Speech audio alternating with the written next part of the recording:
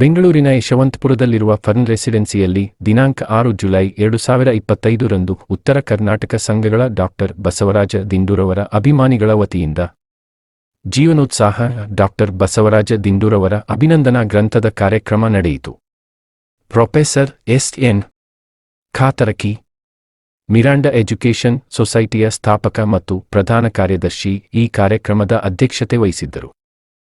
ಮುಖ್ಯ ಅತಿಥಿಗಳಾದ doctor MP. Nadagouda, ವಿಧಾನ ಪರಿಷತ್ ಮಾಜಿ ಸದಸ್ಯರು, keynote speaker Shri Chetan Ram A, ಪ್ರಾಂಶುಪಾಲರು, Parivarthana college, Srirangapatna, Shri Munikrishna M, Sai garments exports ಕಾರ್ಯಾಧ್ಯಕ್ಷರು, ಕನ್ನಡ ಸೇನೆ, ಶ್ರೀ ಕಂಟೆಪ್ಪ, ಅಧ್ಯಕ್ಷರು, ದಾಬಸ್ಪೇಟ್ ಇಂಡಸ್ಟ್ರೀಸ್ ಅಸೋಸಿಯೇಷನ್, ಬೆಂಗಳೂರು ಹಾಗೂ ಡಾಕ್ಟರ್ ಬಸವರಾಜ್ ದಿಂಡೂರವರ ಅಭಿಮಾನಿಗಳು, ಬಂಧು ಬಳಗದವರು, ಗಣ್ಯ ಮಹನೀಯರುಗಳು ಭಾಗವಹಿಸಿ ದೀಪ ಬೆಳಗಿಸುವುದರ ಮೂಲಕ ಕಾರ್ಯಕ್ರಮಕ್ಕೆ ಚಾಲನೆ ನೀಡಿದರು.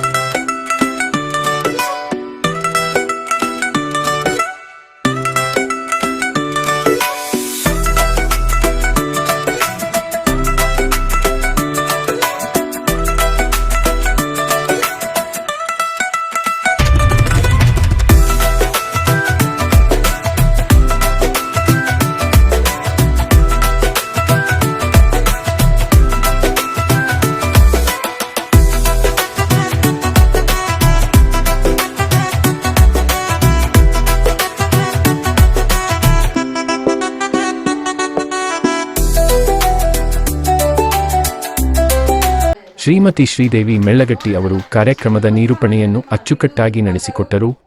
ದಿಂಡೂರ್ ಕಾಕರ್ ಅಂದ್ರೆ ಜೀವನೋತ್ಸಾಹ ಅಂತ ಹೇಳಿ ನೀವೆಲ್ಲರೂ ಒಂದು ಸಾಕ್ಷ್ಯ ಚಿತ್ರದ ಮೂಲಕ ಬಹಳ ಸೊಗಸಾಗಿ, ಬಹಳ ವಿವರಣಾತ್ಮಕವಾಗಿ ಅವರು ಏನೇನು ಜೀವನ ಮತ್ತು ಸಾಧನೆಯನ್ನ ಮಾಡಿದ್ರು ಅಂತ ಹೇಳಿ ಹೇಳಿದಾಗ ನೋಡಿದಾಗ ನಮ್ಮೆಲ್ಲರಿಗೂ ಒಂದು ಉತ್ತರ ಕರ್ನಾಟಕದ ಒಂದು ಏನ್ ಹೇಳ್ತೀವಿ ಎದೆಯೊಬ್ಬಿಸ್ಕೊಂಡು ನಾವು ನಡಿಬಹುದು ಅಂತ ಒಂದು ಮಹಾನ್ ವ್ಯಕ್ತಿ ನಮ್ಮ ಜೊತೆ ಇದ್ದಾರೆ. ಅವರೇ ಡಾಕ್ಟರ್ ಬಸವರಾಜ್ ದಿಂಡೂರ್ ಅವರು.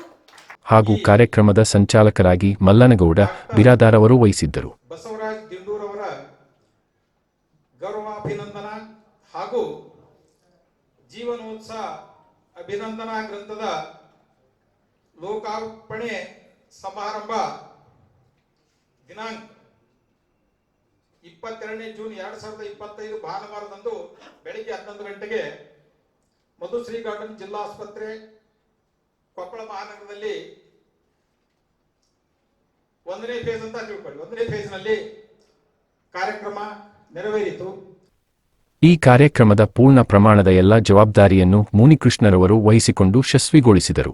22 ಲೇಖನಗಳನ್ನು ಒಳಗೊಂಡ ಒಂದು ಸಂಕಲನ, ಅದರ ಹೆಸರೇ ಜೀವನೋತ್ಸಾಹ. ಬಹಳ ಸುಂದರವಾದ ಹೆಸರು, ಜೀವನೋತ್ಸಾಹ ಅಭಿನಂದನಾ ಗ್ರಂಥದ ಬಿಡುಗಡೆಯನ್ನ ಎಲ್ಲ ಅತಿಥಿಗಳು ಗಣ್ಯರು ಮಾಡಬೇಕು ಅಂತ ಕೇಳ್ಕೊತಾ ಇದ್ದೀನಿ ಜೋರಾದ ಚಪ್ಪಾಳೆಯ ಮೂಲಕ.